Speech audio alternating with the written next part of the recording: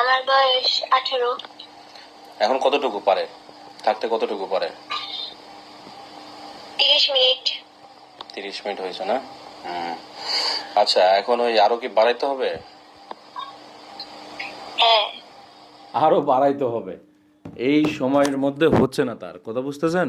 তার হাজব্যান্ড এখানে রুগী ছিল, সে মাত্র অল্প সময়ের মধ্যে ফেলে দিত, 3 থেকে 4 মিনিটে বা তারও কম সময় মাঝে মধ্যে দ্রুত ফেলে দিত।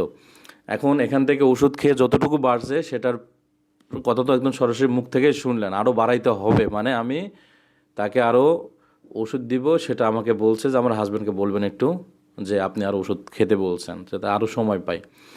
অর্থাৎ সেই জিনিসটা পানিতে গুড় মেশানোর মতো, যত মেশাবেন তত মিষ্টি হবে, এই আর কি।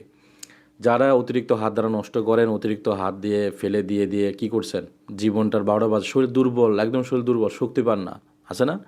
একদম বীর্য পানির মতো পাতলা হয়ে গেছে। কিসের মতো পাতলা? একদম পানির মতো।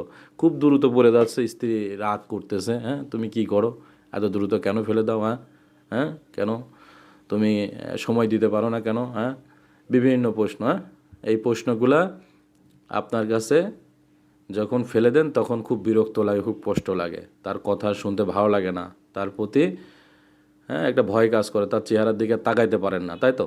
অর্থাৎ আপনাকে এইরকম গাঢ় করতে হবে, এই যে এরকম গাঢ় করে তারপরে একটি মেয়েকে তৃপ্তি দিতে হবে।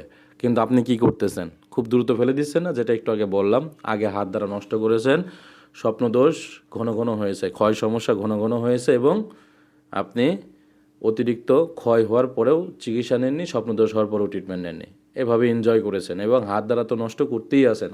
হ্যাঁ টিকটক, ইউটিউব, ফেসবুক এগুলোতে অ্যালার্ম দিয়ে রাখছেন, খারাপ পেজে, খারাপ আইডিতে ফলো দিয়ে রাখছেন, যাতে আপনার সামনে খারাপ ভিডিও আসলে একটু জমার সাথে সাথে ফেলে দিতে পারেন বা ইচ্ছা হয়। এরকমভাবে আপনাকে গাঢ় করতে হবে। এখন পাতলা হয়ে গেছে, গাঢ় করলেই সময়টা আপনি ইনশাল্লাহ পাবেন।